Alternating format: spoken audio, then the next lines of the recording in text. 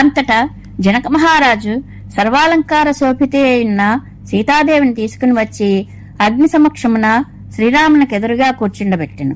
పిమ్మట కౌసల్యానందవర్ధుడైన రామచంద్ర ప్రభువుతో ఇట్లు నుడివెను. సౌందర్య రాశి సౌకుమార్య నిధి లావణ్యవతి అయిన ఈ కన్యకామణియే సీత. ఈమె అయోనిజ. మహాతపస్సంపన్నులైన రాజర్షులకు ఆలవాలము, కీర్తి ప్రతిష్ఠలకు నిలయము అయిన మా వంశమునకు ప్రతీక ఈ సీత. నా పుత్రిక అయిన ఈమె నేటి నుండి నీకు సహధర్మచారిణి. ధర్మార్థ కామముల ఆచరణలోనూ కష్టసుఖములలోనూ సర్వదా ఈమె నీకు తోడుగా నుండును. విద్యుక్త ధర్మమును అనుసరించి పాణిగ్రహణము అనర్థము నీకు శుభమగును. మిక్కిలి ప్రేమానురాగములతో ఈమెను స్వీకరింపము. సర్వ సౌభాగ్యవతి అయిన ఈమె పతివ్రతా శిరోమణి. నిరంతరము నీడవలే నిన్ను అనుసరించుచుండును అని పలుకుచు జనక మహారాజు మంత్రపూతమైన జలమును వదలుచు కన్యాదానం చేసెను. ఆ కన్యాదాన మహోత్సవ సమయమున దేవతలను ఋషీశ్వరులను బాగు బాగు అని ప్రశంసావచనములను పలికిరి. దేవదందుపులు మారుమ్రోగిను. అద్భుతముగా పూలవానలు కురిసి చూచువారికి కనువిందుగా వించెను. ఇట్లు మంత్రోదక పూర్వకముగా సీతాదేవిని కన్యాదానమునర్చిన పిమ్మట జనక మహారాజు హర్షోల్లాసములతో పొంగిపోవచ్చు ఇట్లు వచించెను. ఓ లక్ష్మణ, ఇటు రమ్ము. నీకు ఊర్మిళనిచ్చి కన్యాదానం చేయదలిచినాను. వెంటనే కరగ్రహణము చేసి ఈమెను స్వీకరింపము. నీకు శుభముగాక.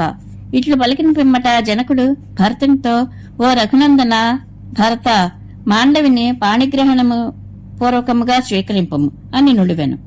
పిదప ధర్మజ్ఞుడైన జనక మహారాజు, ఓ శత్రుఘ్న, శృతకీర్తిని కరగ్రహణ పూర్వకముగా గ్రహింపము.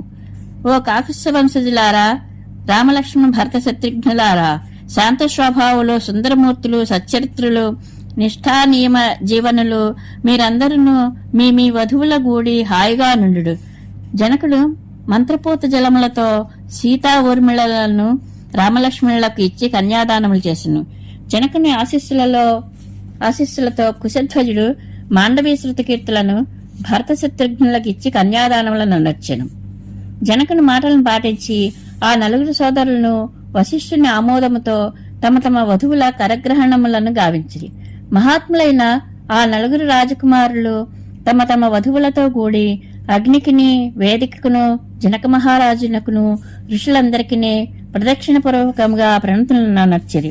పిమ్మట శాస్త్రోక్తముగా కల్పసూత్రములను అనుసరించి వివాహ కార్యక్రమములను కొనసాగించిరి.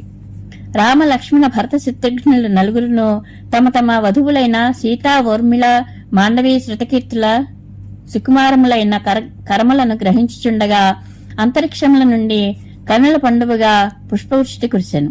దివ్య దుందుభులు మ్రోగెను. వీణా వేణు మృదంగ తాళములతో మధుర గీతములు వీణుల విందుగా వించెను. అప్సరసలు గుంపులుగా గూడి నృత్యములు చేసిరి. గంధర్వులు కమ్మగా గానములు నర్చిరి. రఘువంశజుల వివాహ మహోత్సవములు అత్యద్భుతముగా జరిగెను.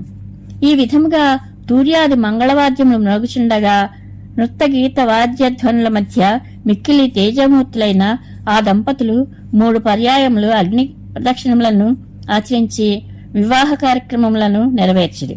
పిమ్మట రామలక్ష్మణ భరత శత్రుఘ్నులు తమ తమ వధువులతో కూడి విడిది గృహములకు చేరిరి. దశరథ మహారాజు కూడా ఆ నవదంపతులను మహానందముతో తనివి తీరా చూచుచు ఋషులతో బంధుమిత్రులతో కూడి విడిది భవనమునకు చేరెను. మంగళం కౌసలేంద్రాయ మహనీయ గుణాబ్ధయే చక్రవర్తి తనూజాయ సార్వభౌమాయ మంగళం. వేద వేదాంత వేద్యాయ మేఘ శ్యామలమూర్తయే పుంసాం మోహన రూపాయ పుణ్యశ్లోకాయ మంగళం. పరమేశ్వరానుగ్రహ ప్రాప్తిరస్తు. శుభం భూయాత్.